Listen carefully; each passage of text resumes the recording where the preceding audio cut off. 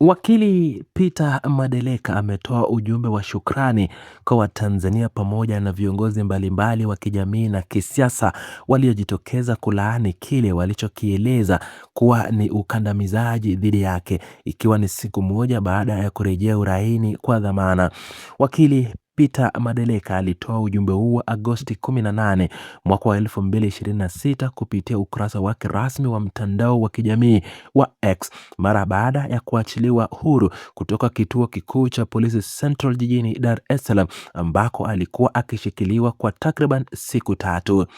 Katika ujumbe huo, wakili Peter Madeleka amewashukuru wananchi wote waliopasa sauti zao wakati alipokuwa akishikiliwa na kuonyesha mshikamano naye katika kipindi hicho kigumu. Wakili Peter ameeleza kuwa anadhamani sana mchango huo wa kila mtu na kila mwananchi na viongozi wote ambao walijitokeza, ingawa hawawezi kuwataja majina watu wote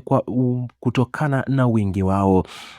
Kiongozi huyo wa sheria amesisitiza kuwa anatambua upendo na ushirikiano mkubwa ulioonyeshwa na jamii nzima wakati wote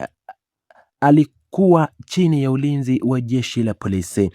Hatua hii ya wakili Madeleka kutoa ujumbe huo imekuja baada ya siku kadhaa za mvutano na mijadala mikubwa iliyohusu mazingira ya kukamatwa kwake pamoja na suala zima la uhuru wa mawakili kuzungumza na vyombo vya habari. Miongoni mwa viongozi waliotoa kauli na kuonyesha mshikamano na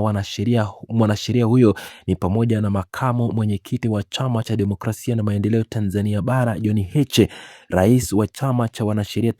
Tanganyika Law Society TLS Boniface Mwabukusi, pamoja na wanasheria na mwanaharakati Maria Sarungi. Mchakato mzima wa kuachiwa kwa mwanakili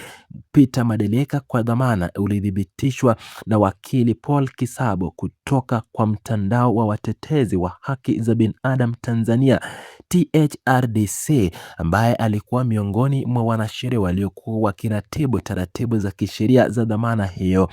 Peter Madeleka alikamatwa Agosti 14 mwaka huu wakati katika viunga vya mahakama vya uhujumu uchumi iliyopo Mikocheni jijini Dar es Salaam, ambapo kukamatwa kwake kulitajwa kuhusishwa na tuhuma za kudharau amri halali ya mahakama kuu. Tukio hilo la kukamatwa kwa wakili Peter Madeleka lilitokea saa chache baada ya mwanasheria huyo kutangaza nia yake ya kupinga zuio lililotolewa na msajili wa mahakama kuhusu mawakili kuhojiwa na vyombo vya habari ndani ya maeneo ya mahakama. Suala hilo lilizua mjadala mpana na mzito miongoni mwa wadau wa sheria, watetezi wa haki za binadamu na jamii kwa ujumla nchini Tanzania, huku watu mbalimbali wakitaka taratibu za kisheria ziheshimiwe na kuhakikisha kuwa haki za mtu anayeshikiliwa zinalindwa kikamilifu.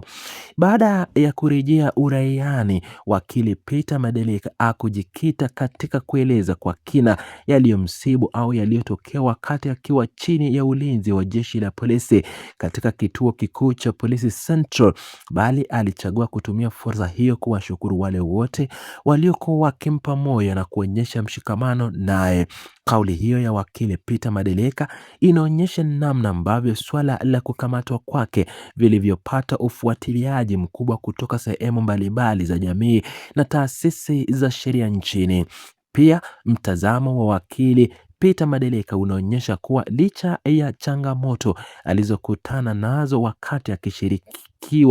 akishikilikiwa na jeshi la polisi, amepokea kwa uzito mkubwa hatua zilizochukuliwa na wadau wa haki za binadamu waliotetea kile walichoamini kuwa ni haki yake ya msingi. Hatua ya kuachiliwa kwa dhamana kwa Peter Madeleka haimaanishi moja kwa moja kuwa tuhuma zilizokuwa zikimkabili zimefutwa au kuisha, bali ni hatua za kisheria inayomruhusu kuendelea kuwa nje wakati mchakato wa shauri lake ukiendelea kufuatia taratibu za kisheria zilizowekwa.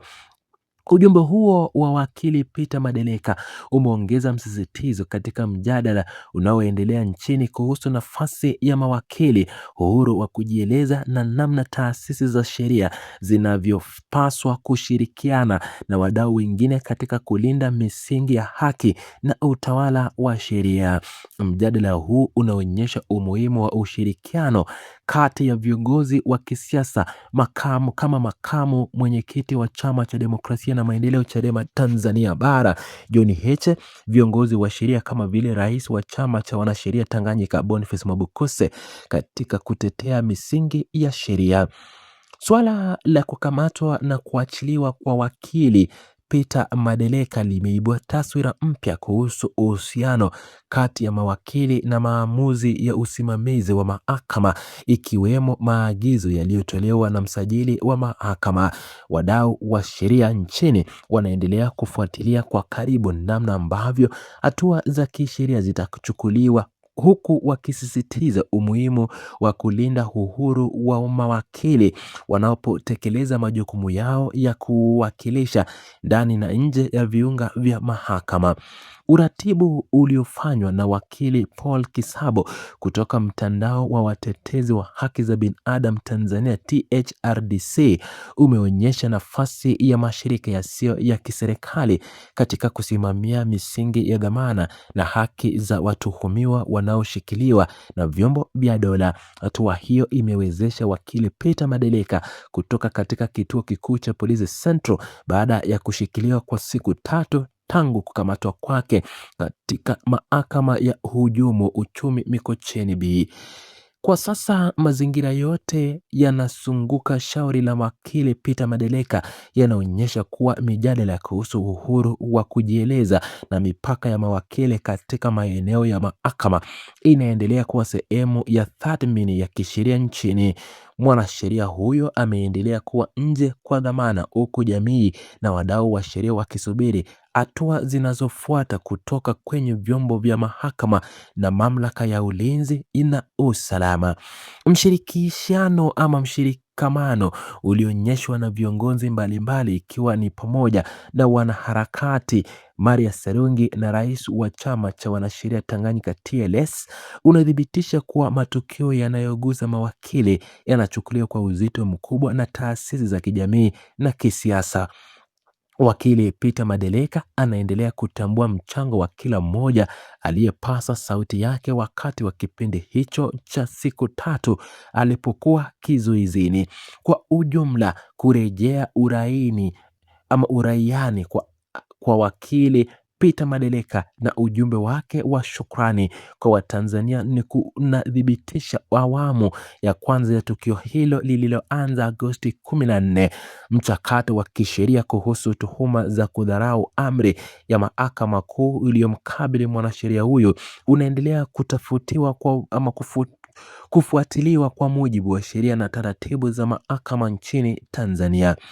Wakili Peter Madeleka anaendelea kuweka msisitizo katika utambuzi wa michango ya Watanzania wote waliopaza sauti zao, huku akisubiri hatua zinazofuata za kisheria kutoka kwa mamlaka husika. Macho ya wadau wote wa kisheria, watetezi wa haki za binadamu na wananchi kwa ujumla yanabaki kwenye mchakato wa shauri hilo lililomkabili wakili Peter Madeleka nje ya kituo cha polisi.